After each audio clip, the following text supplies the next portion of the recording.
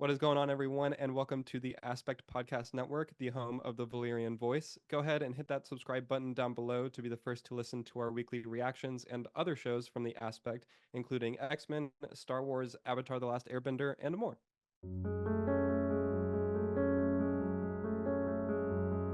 What is going on, everyone, and welcome to the Valyrian Voice here on the Aspect Network. I'm one of your hosts, Alex Batts, and joining me every week to discuss the latest and greatest in the world of Westeros is Hamed Alazzamy. Hamed, how are you doing?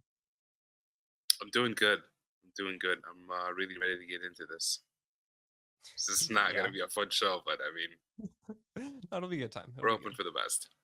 Yeah. Well, I mean, I guess let's just kick things off. What were your reactions to this week's episode? Essentially the finale. I fear that this season is a miss. On the whole, I just saw someone else say they described this episode as a 70-minute trailer, and that's not inaccurate, which is a big bummer. I mean, yeah. So this finale, titled "The Queen Who Ever Was," is what the HBO site says currently. Um, Episode 8, which we've talked about a couple of times, them deciding to go with 8 episodes instead of 10, which I think definitely can confirm not the best decision, and also not the best use of time over those 8 episodes either.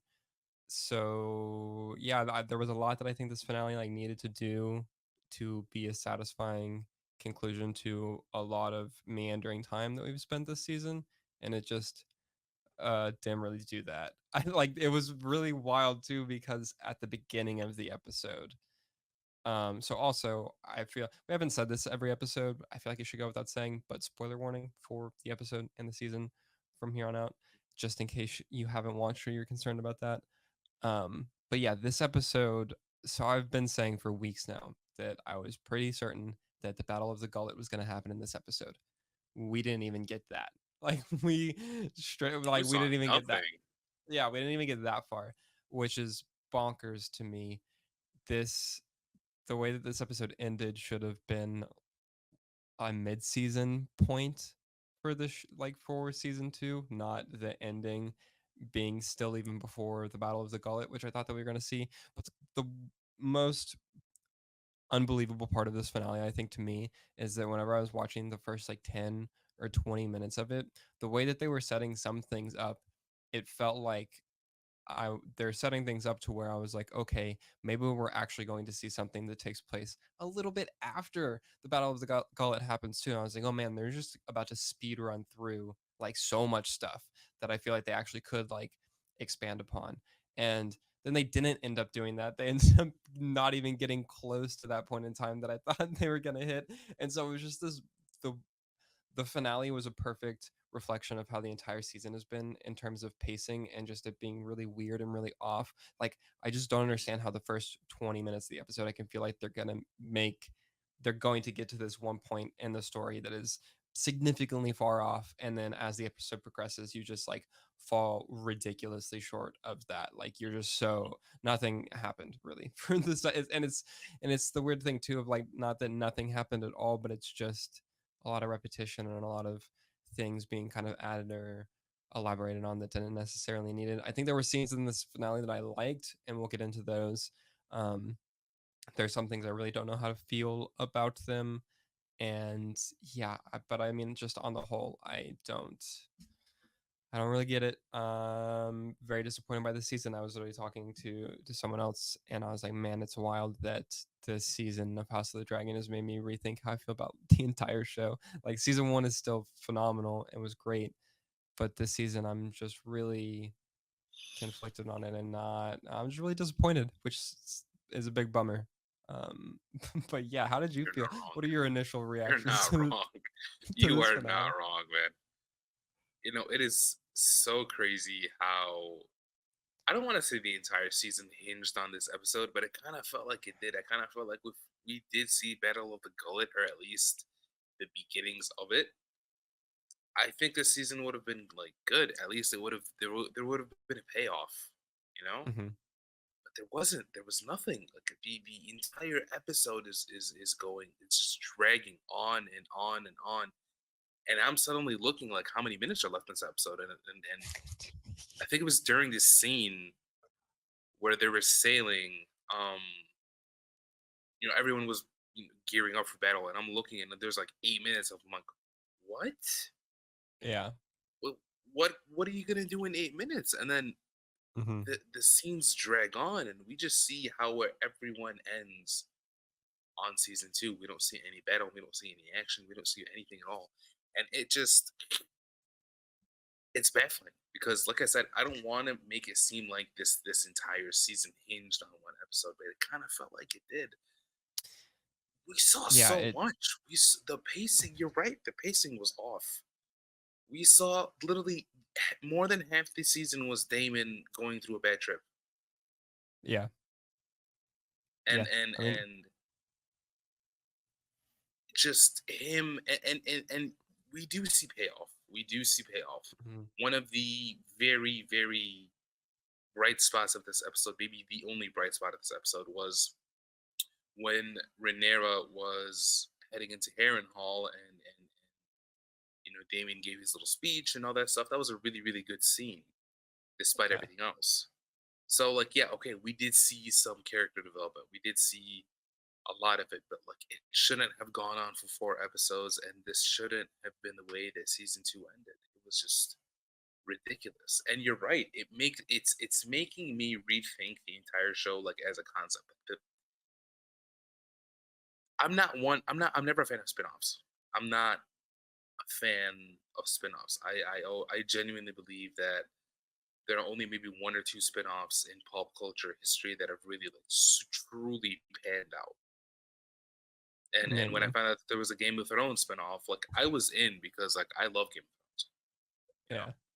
and a show about my favorite house in the entire realm essentially being House Targaryen. I was like, okay, I'm in. And like you said, season one was phenomenal, phenomenal. I loved it, I really did. And then season two, just I don't know. And It's just so.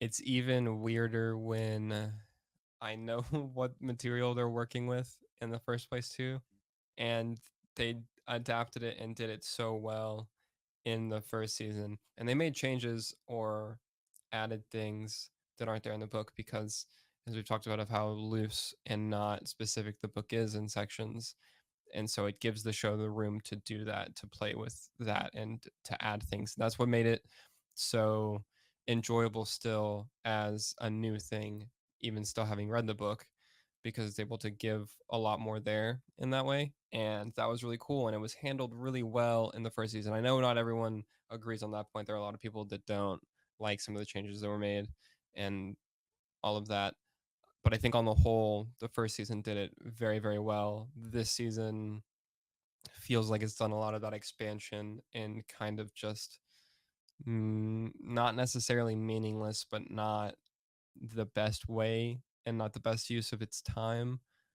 And it's just weird to see. It just makes it, you're like, oh, this is kind of like just not great. And I think it's just exacerbated by the fact that it is held to such a high expectation to, like, just in general. Like, I think of Game of Thrones or the first season of House of Dragon. I'm like, oh, this is just like one of my favorite things, right? I just expect it to be at that level. And so when it, like, this is not a terrible show, like, it's not, it's still good, but I'm just like, ugh, I want could have more been or so much expect more. more. Yeah. Or like, I don't know, it's just disappointing in some areas. It really, that makes it all the more disappointing, I think. And then yeah, I just don't like the last like 3 minutes of this episode were straight up just like a trail. There's just a montage that's like, oh hey, war is It was, coming, yeah. which by It was the way, that's the season just ends the exact same way the first season does, in the fact that it's like, oh well, like, get ready for war. And it's okay, okay, well, were supposed to have spent this whole first, like, this entire season at war. um and like, I don't know. And I also, it bothers me because I don't want to be like, oh, it had no action, it was bad, because it's not. how things work. It would have been cool to get more action, but at the same time, it's the way that even the non-action has been handled, and the things that have been focused on are just not. It's just like repeating the same things over and over again, just having characters do the same things over and over again, and not really feeling like we're making any progress in a meaningful way. Is even outside of action is just not the best. Um, but yeah, I think this finale did have bright spots though. There was a couple moments that I really liked. One I'm not sure about, and then the rest of it just kind of happened. No, you brought up a great point though. The last 3 minutes were essentially like just wallpaper material. Honestly, just take a Yeah, screenshot off I your mean, it phone looks and great. you have your Like next they, wallpaper. Yeah, it looks fantastic, yeah, but I context mean, it was wise, fantastic. just nothing. The You show, know. the show is shot incredibly and incredibly well throughout the entire season. It looked gorgeous, um, but just a lot of the story stuff was definitely lacking. No, you're absolutely right.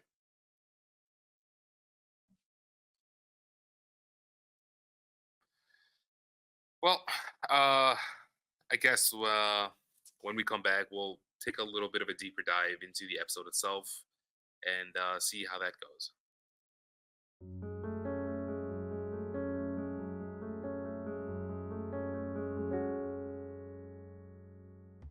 Hey, Aspect listener, my name is Alex. And I'm Kate, enjoying this show on the Aspect Network. Then check out Bending the Narrative. We are your one-stop shop for everything in the world of Avatar: The Last Airbender. Each week, we go back and discuss your favorite episodes of the series with a particular focus on the characters and narrative threads that tie the series together. In addition to discussing the original series, we also dive into other stories in the world of Avatar, like Legend of Korra, the live-action Netflix series, the books, the comics, and more. Join us as we travel the globe with Team Avatar and discuss one of the greatest animated series of all time on Bending the Narrative here on the Aspect Network. Now, back to the show.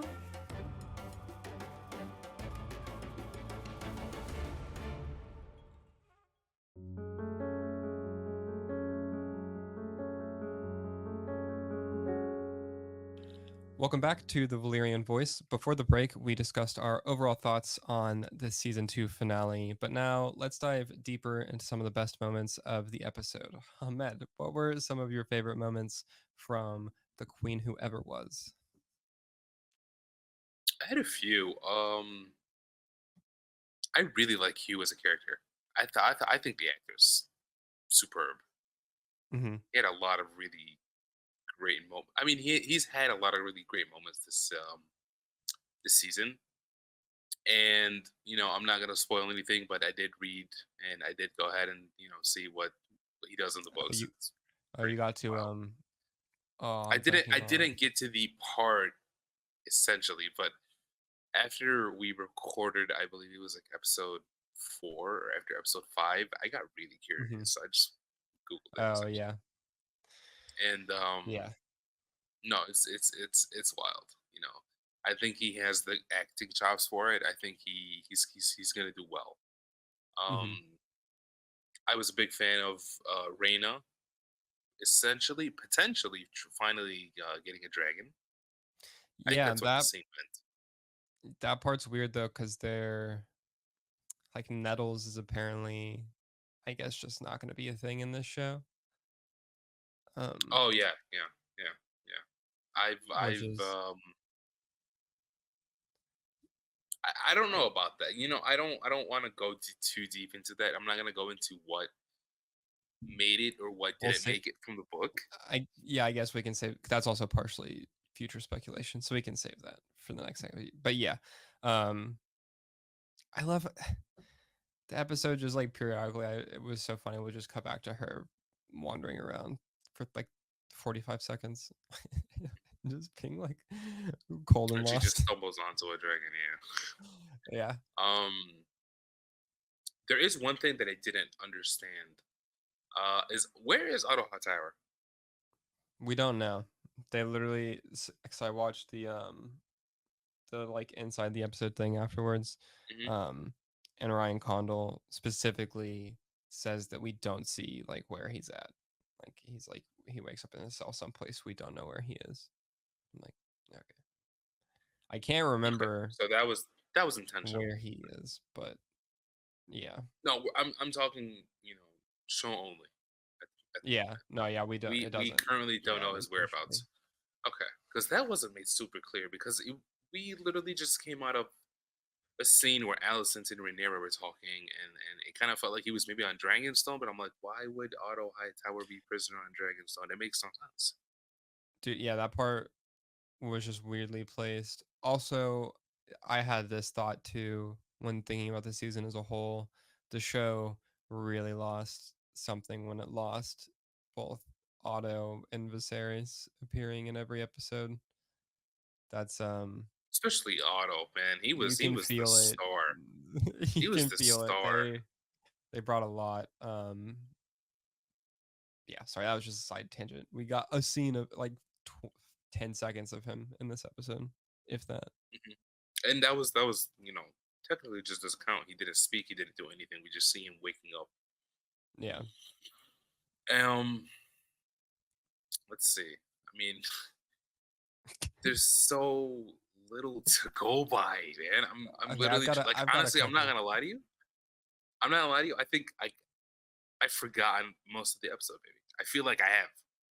Yeah, so okay, I know the episode opens with Tyland Lannister doing um negotiations in Essos. I know that's like the first part. Mhm. Those scenes also so annoying and off putting in tone and didn't gel with the rest of the episode. They were so Makes no sense. obnoxious I and such a honestly, waste of but screen time. Captain Lahore made up for it though. She was great. I liked her. Yeah, I mean, she was fine. I didn't the whole. It's fine. You weren't convinced. I don't know. I thought she was good. You know, for what she Didn't land for me. was, I don't know. For what she was, maybe the tone or the intentional accent didn't land, but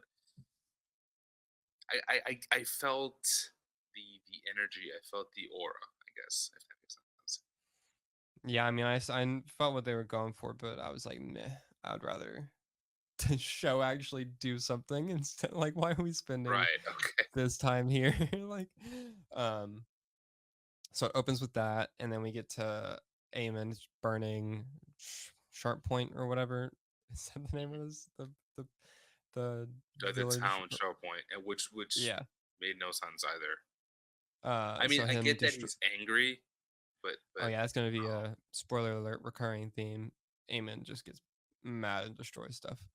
Um, but so we got him doing that, and then I don't remember exactly what it cuts to from there, honestly.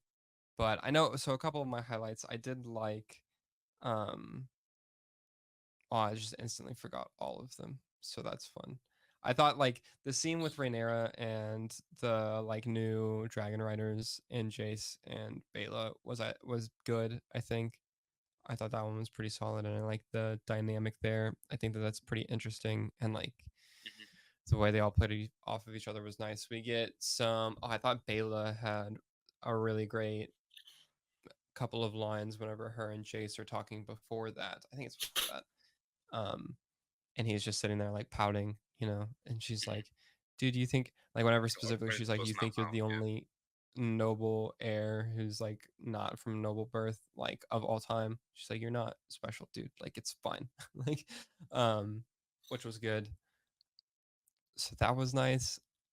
I mean, I don't know at all how to feel about Damon seeing like having the dreamer vision of the future stuff and seeing because like Daenerys is his descendant, and Mhm. so I like what it does for his character in that in this moment it's like a very much complete like radicalization sort of or whatever or like a revelation for him, like realizing and accepting that he's part of something bigger and like seeing that as a very real and tangible thing. I like that, but also though I just really hate the way that Game of Thrones ended. And so tying directly like referencing back to the show, just knowing like how the Song of Ice and Fire specifically like ends in the show, I'm like, well, this isn't helping actually. Like I get Right. like I understand wanting to tie it to the main Game of Thrones because it's Game of Thrones, but you can't, you still got that ending that was not that great. And so I just inevitably I'll still eventually think of that like at the very, very end. And so that's never great. And so I don't know how to feel about it because of that, I guess. Um, but yeah, I mean, it did give him some good catharsis and led to what you mentioned earlier, one of the better scenes in the episode, but between him and Rhaenyra whenever she shows up at Harrenhal and like their exchange, and then everyone kneeling for her and stuff, and that was good. Kristen Cole had my favorite lines of the season, I think. The we just got the one random scene of him and Allison's Sir brother. Gawain. I forget his Sir Gawain. I forget his name every single time. Um, but the exchange between them whenever he's like, "You were sleeping with my sister," and he's just like, "Yeah, what of it, bro?" Pretty much. Um, It's like, okay, and but no, I loved his lines when he's like, "The dragons danced above us, and we were like dust underneath their feet." And then he has a couple lines after that too that I'm forgetting now. But like that, those like 3 or 4 lines are probably my favorite lines of the season. He's delivered expertly. They were so great. And I also I talked about this after we talked about episode 4, which is when it happened, but him being involved in the dragon battle and all of that, and how that experience just radically changed him as a person. I really love, and I think that I've enjoyed him since then, which is so wild. On my bingo card for this season was certainly not me being like, oh, I kind of like Kristen Cole's character in this now. And I like the way that he operates there, and I thought his lines there were great. And I think that they've done a good job making him someone that's a lot more compelling beyond being just a person that you love to be pissed at, if that makes sense. no, it does. It does. So like that was really good. And that came out of nowhere too, by the way. Like the way that they were setting him up during the beginning of the season, you kind of felt like he was just going to be Not that guy, yeah. the guy that he was. That's being paid to be hated on, essentially. Hmm. Yeah, I it did not definitely see did that feel like coming. it But was going to then be that. it just goes to show you how much war changes you as a person, to your core, and especially not just any regular war, like we're talking about war with dragons. Yeah. So I And the really one like battle that that we from a saw. creative standpoint. Yeah, from the what was it called? The Battle of Rook's Nest. It was right. Yeah. Rook's Yeah, Rest, maybe? Was it Rook's Nest or Rest. You're Rest? right. Yeah. Rest, yeah. Rest. No, it's definitely Rook's Rest. Yeah. Hmm. That was just great writing on the airport. It really was. Let's Yeah. see. But I mean, okay, I liked the conversation between Rhaenyra and Alicent, even if I think it's really weird. And this gets kind of into speculation for season 3 and spoilers potentially for that because of book stuff that I'll mention too. But like, it makes the whole way that a couple of key events that are going to play out in, I guess I was going to say the first half of season 3, but the pace that this show goes, who knows? Like when where season 3 will end for it. But like what Alicent is doing here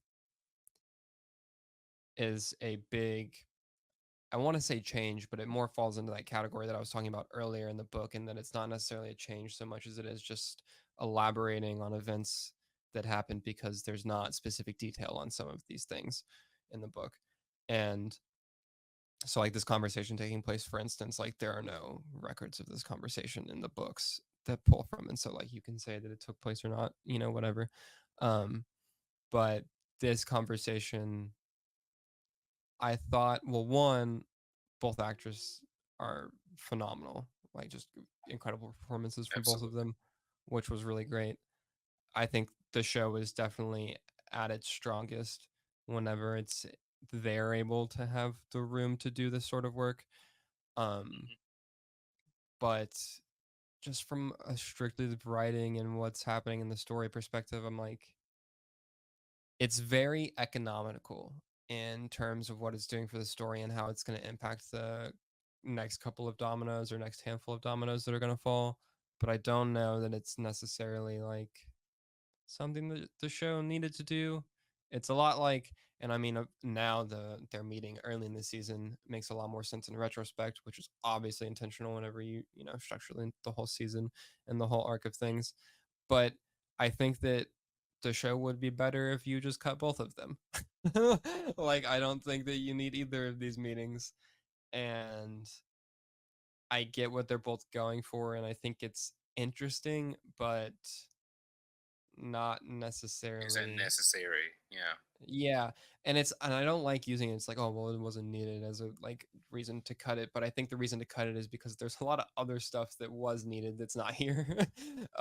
And so at that point, then it's like, okay, well, I would have rather had the things that do happen and we know happen, and we can move things along now. And then I mean, it was a great scene, but it was like it was like a 10-minute scene, and that like took up the last chunk of the episode, which I mean was solid, but it then really solidified the feeling that this entire episode really was just a trailer for season 3, and that's not good because the scene with It them just straight steals up leads into the montage of the end of the episode.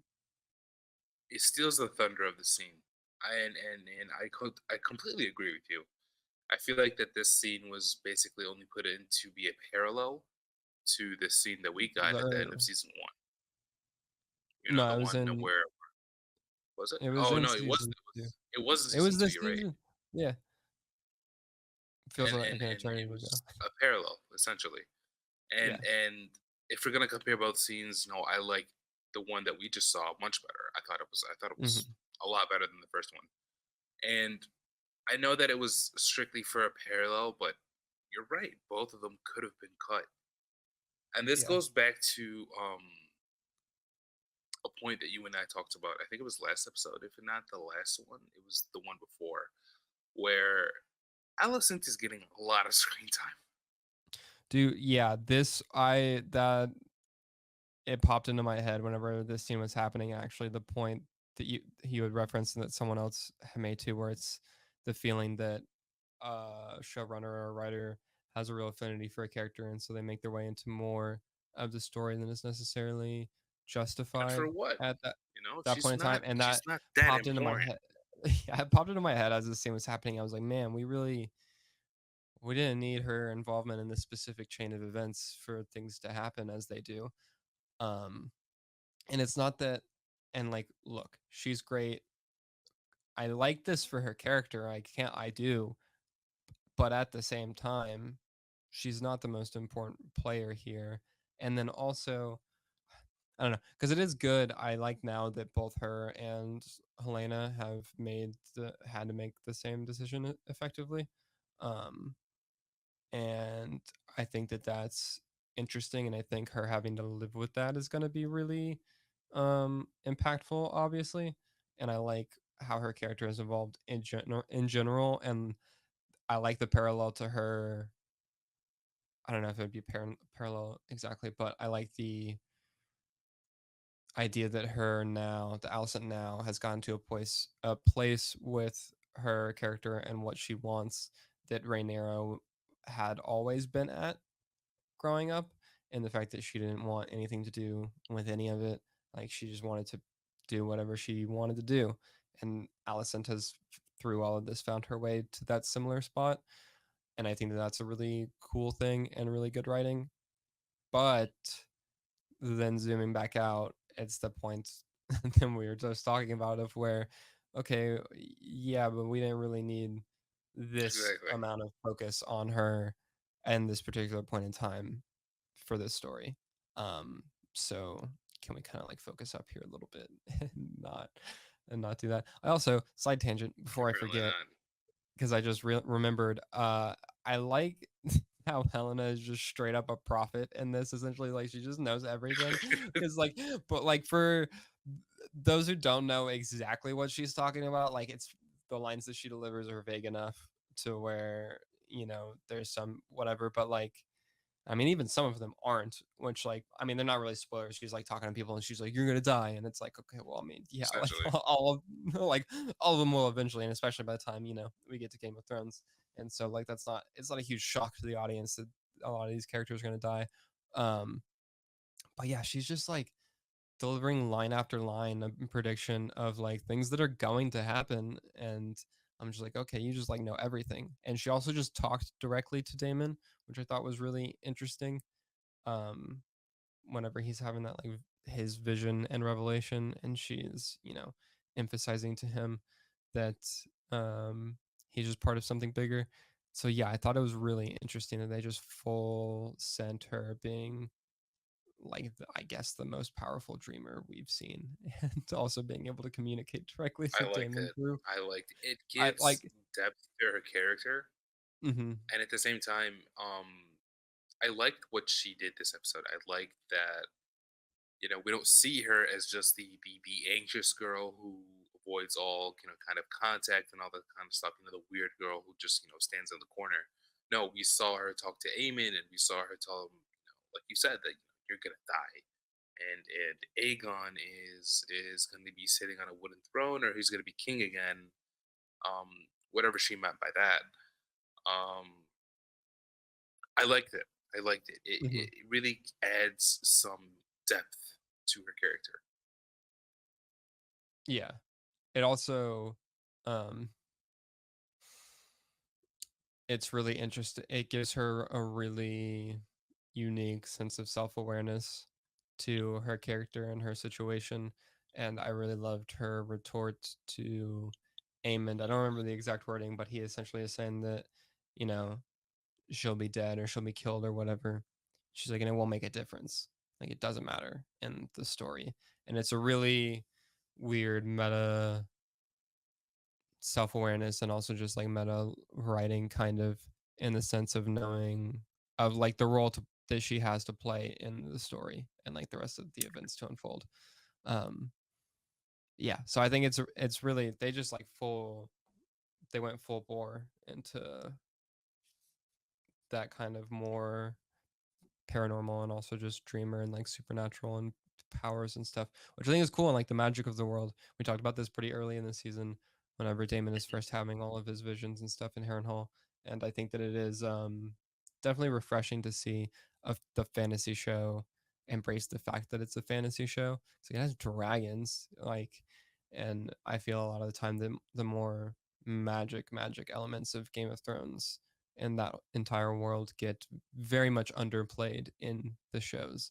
And so Very much so. it's nice to see those get a spotlight, and for it to not be afraid of being a fantasy show.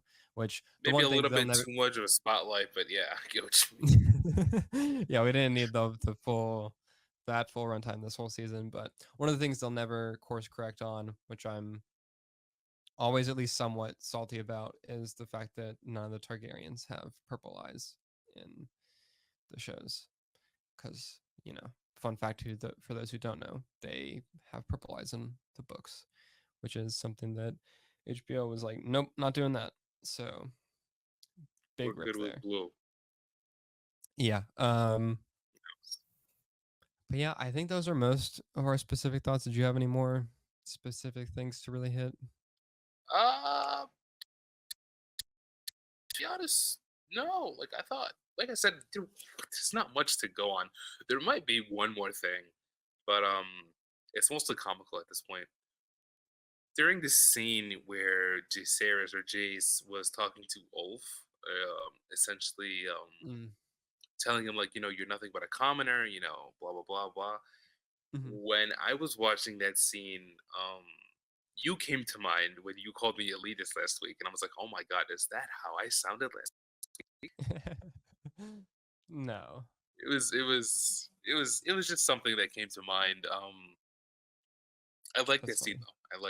I liked him essentially, like, pretty much staking his claim, mostly because I know he's afraid. I know all of this comes from like a place of fear Hmm. where he doesn't want someone who has maybe a higher claim or a better claim to the throne just appear out of nowhere, you know, Yeah. which is totally but no, otherwise I think that was pretty much it, you know. Very nice. Yeah, I mean that's a good point, and it's they do a good job, I think, of seeding the problems that are going to come from Ulf and Adam and Hugh as the story progresses and unfolds. Um, but yeah, so I guess that just about wraps it up for our specific thoughts, and we'll take a quick break. But whenever we come back, we're going to discuss what we expect to see in season 3 and beyond. We'll be right back.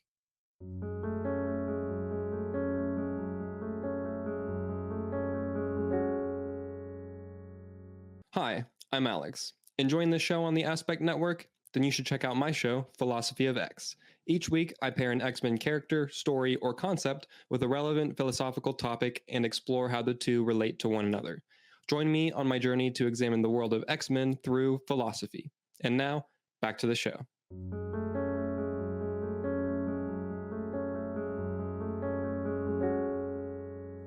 Welcome back to the Valyrian Voice. Over the last 8 weeks, we've focused season 2, but there's still a lot of House of the Dragon left. Technically, we're halfway there, with many seasons still to come. Also, we got our first look at the newest spinoff on Night of the 70 Kingdoms. Alex, where do you think the show goes in season 3, and are you excited for the next spinoff? Okay. Yeah, I'll talk about the show first, I guess. House of the Dragon still. Yeah, I think that, well, first off, the premiere for season 3 should be the Battle of the Gullet. If it's not, I don't know what the hell's going on. But I also thought that that was what this episode was going to be. So what do I know? Um, so that I would wager we'll see, if not in the premiere, at some point in the goddamn season. Um, so seeing that will be cool. Hopefully we get the level of war that they hyped this season up to be, because we definitely did not really I get mean, that. fingers crossed. This very much still was like, hey, prepare for war. Here's a small little taste of it, but prepare for war. And we just heard that all season. So actually getting to that, I think, will be exciting in season 3. One of my first thoughts after the end of this episode was that it is a good thing season 3 has already been greenlit. Um, they need to start work on that soon. That way, the wait is not like, I mean, it's still probably going to be 2 years, because I think that they might start filming at the end of this year, maybe. But yeah, so we're not getting it next summer, so it'll probably be the summer after that, because I'm sure they want to keep those summer releases still.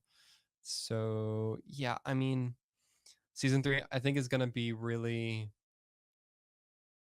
it'll be really interesting because of some of the major points that it has to hit, and the things that are going to kind of explode and hit a breaking point with some of the characters. Some of the deaths that are going to happen are going to be a real shift for the show.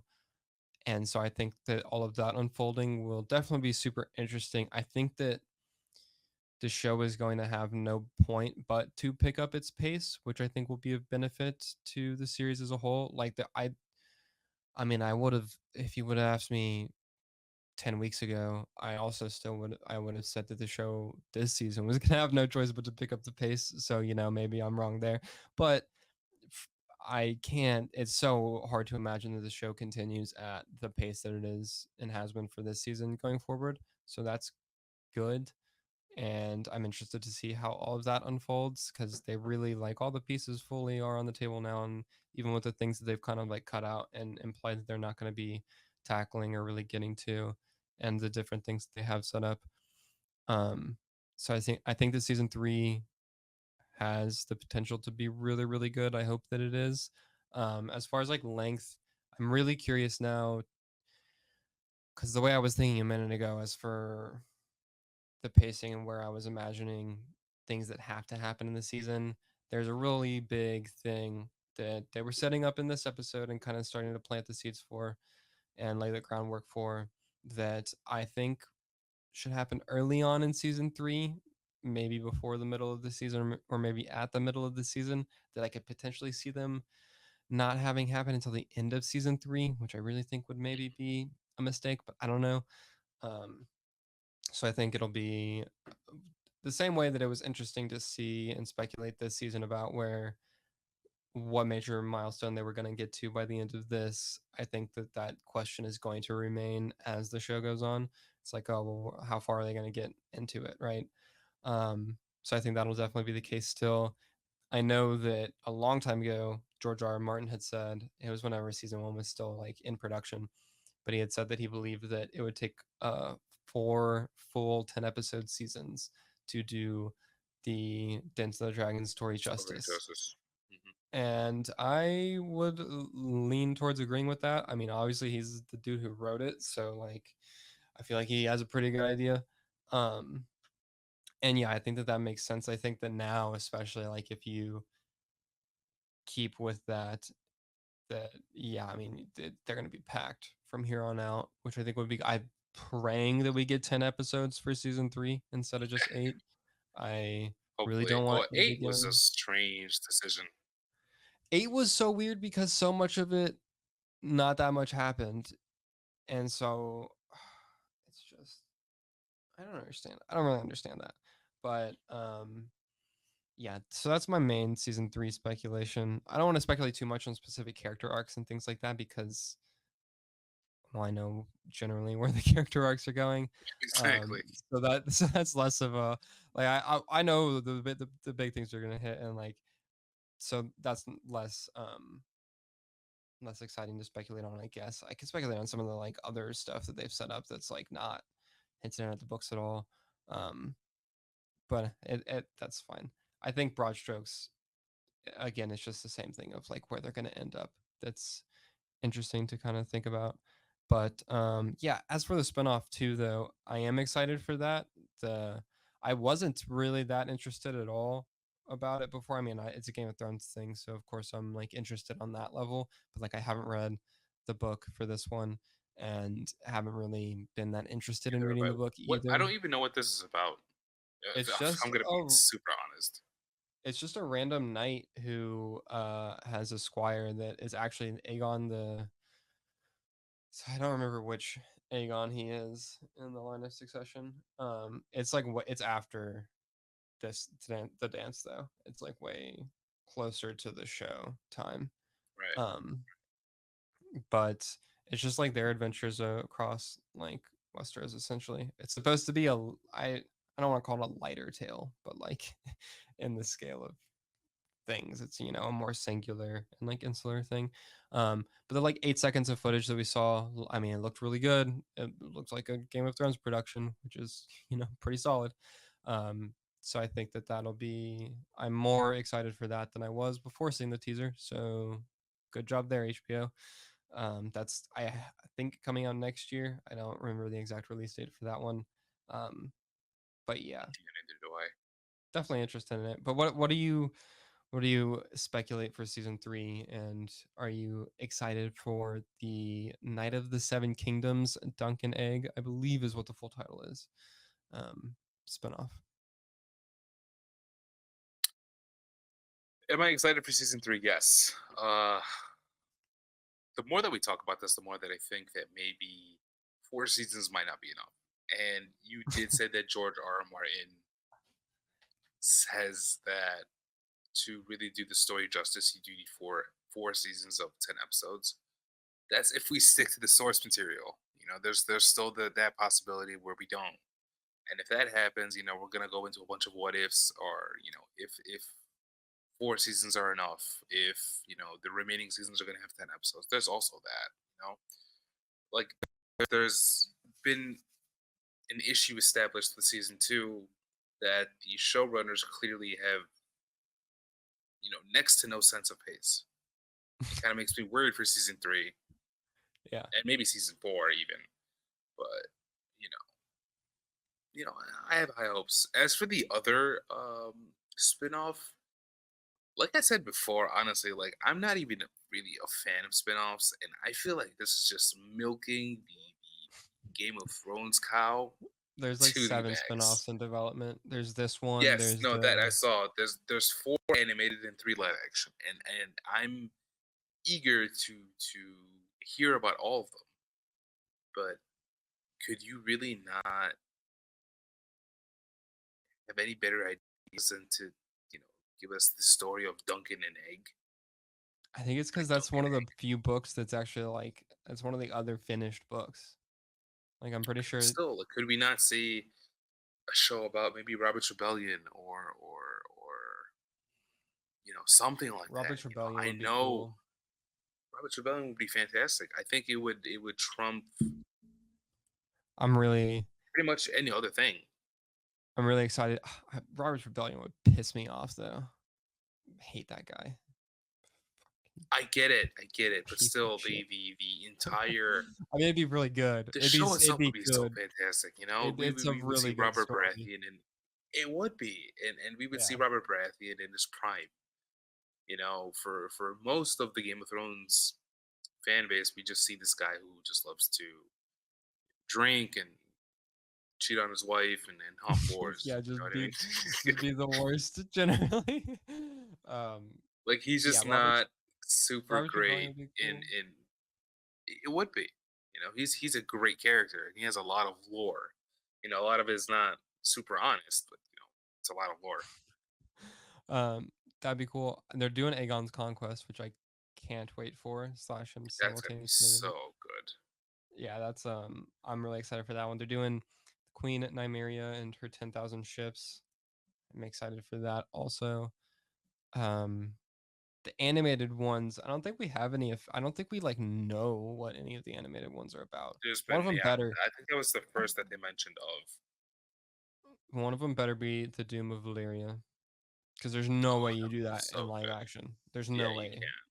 So, but it would be phenomenal as an animated project.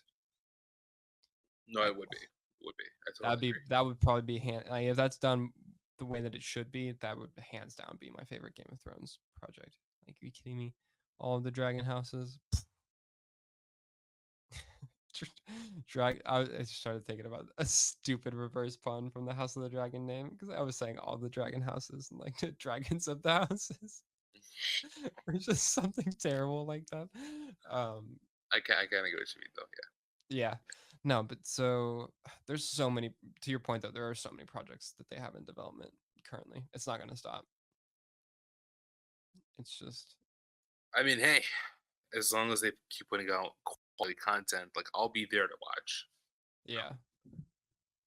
It's so bad though, because I had the thought while I was watching some of this episode, and I was just feeling not completely there. I was like, man, this is sort of and there's another IP and franchise that's about to catch a major stray. But I was like, oh, this is kind of how I feel watching a lot of the like new Star Wars stuff, and it just is not. Oh, Well, I can I see where just you're like coming from with that. Yeah. Yeah. I just like why? And I was like, oh, is this the Disneyfication of the Game of Thrones universe? I don't like this, and it's still Yeah, different. I I think get I that. mentioned this in a separate comparison event at a different point, but that like the production of this is still just like this is an HBO show, which thank God for that. Thank God for that. But yeah, apparently the two animated shows are the Nine Voyages of the Sea Snake And and Golden Golden Empire. Empire, which is I forget. 9 Voyages is not bad. Being seen, we hear a lot about the sea snake, but we don't really see His Nine Voyages. much of it. Yeah, Yeah, that's a good that would one. be nice. Yeah, that is a good one. I'm on board. Yeah, I don't know. We'll see where this season did not leave me with a great feeling of optimism, unfortunately. I am I was pretty not happy when the credits first rolled on this episode, I can't lie. I was like, oh, okay. I knew it was coming because I checked the timer on the episode because when like I said, when Rhaenyra and Allison were talking, and I saw there was like 8 minutes of them. I'm like, oh my god, Yeah. they're actually Oh, gonna do this. I'd been checking the time, and I was like, all right, we still got like 30 minutes to get through this Battle of the Gullet. That's fine. And then we got to like 20 minutes, and I was like, they're really pushing this if they want to like. And I got to, like Everything's 15 fine. minutes, and I was like, we're not. I was like, there's literally no way now, and yeah. I was like, okay. And I got to that And point. then There's like 7 minutes left. I was like, we'll cool. This is fine. we'll recoup and fanboy about this pretty hard in 2 years. Maybe we'll see.